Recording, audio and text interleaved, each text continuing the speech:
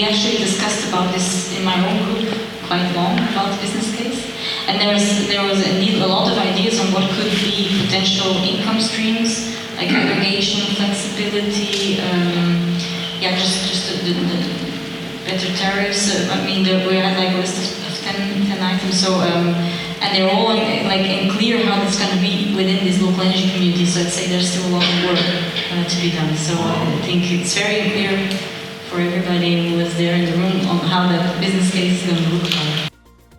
What you clearly felt within our group is that there are many people already working with the current means that we have to push towards this direction. But so all those experiences add up and bring us somewhere. But everyone is still waiting to fully comply and to fully finish what they are doing, waiting for the regulatory framework, of course.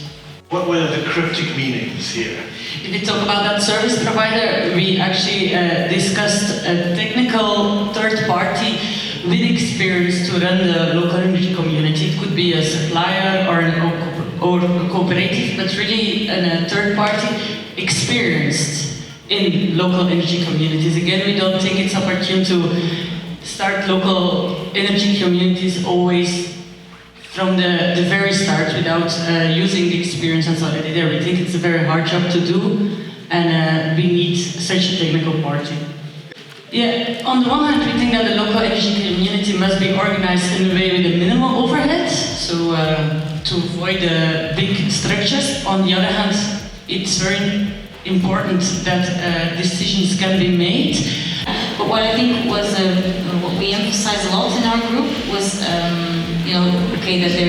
that there's a need of somebody who takes the lead, an initiator, let's say, to form this community. And it has to, I think you also have that there, an independent entity to guide the process. I think that's a bit that. And it's important that that's somebody that you trust. Like, for example, the DSO or an energy suppliers, there's often a lot of skepticism towards those kind of parties. So it has to be somebody you trust, which would want to start or start this community because there's a benefit for you, not for them. I would say the most clear-cut entity would be a public authority.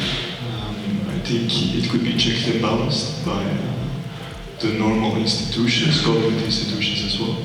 And who are the stakeholders? We of course have to see to which extent the citizen is central to these entities and interferes by outside or companies that are also interested in making a profit out of these energy communities, to which extent they interfere with the autonomy of these energy communities and the citizens that live within them. And finally we have the platform, and this relates highly to digitalization. It's the app we used earlier to have the Q&A. I think we really need to bring these different stakeholders together as well on the internet, connect them and make communication more efficient, and therefore the business case more interesting as well. For example, there's been these discussions of, okay, if you have a grid, that community owns the grid themselves, but okay, what about maintenance of that grid? And what if something happens or a failure? Who's going to be responsible for those kind of things? That could be, for example, a risk. This is an opportunity to say, well, dear government, this is what you should put in your regulation. So we actually make it happen, those local energy communities for business. And what does have to be covered in the regulation? What is a cost-reflective tariffication structure? Well, cost-reflective, that's a tough one to answer immediately, of course. But cost-reflective should be including the benefits that energy communities actually bring, but also the cost they have for the existing grid. I think a midway should be found, and as discussed earlier, there's a present need to actually really understand what the benefit of these energy communities is in order to quantify it and relate it to these tariffication structures. tariff setting. Yeah. But we learned that Austria at least is front runner in tariff setting. There's already some first ideas on the magnitude of the tariff, and the idea is that consumers at the low voltage grids pay only the share of the grid tariff that is related to low voltage grids. It's 50% of the full grid tariffs. It's only an idea, but I think we're the first country who comes up with the first number. Also, the predictability of the legal framework, it shouldn't be changing often, although that is difficult because we're currently legally experimenting with these energy communities. So these regulatory frameworks will be predictable in the beginning, probably.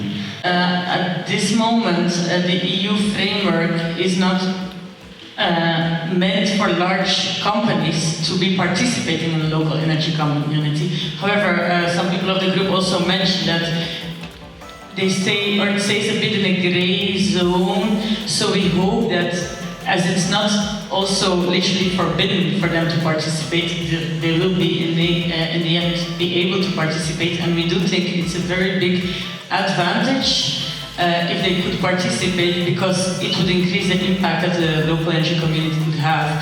So we got quite a controversial discussion about how to do this, or what to do in terms of engaging the larger entities with us. And there seem to be some tricky issues here to deal with that maybe bring the whole model to not work anymore. But on the other hand, we kind of would like to have them involved to increase our reach. So this is certainly something that the regulator needs to have a look at some point.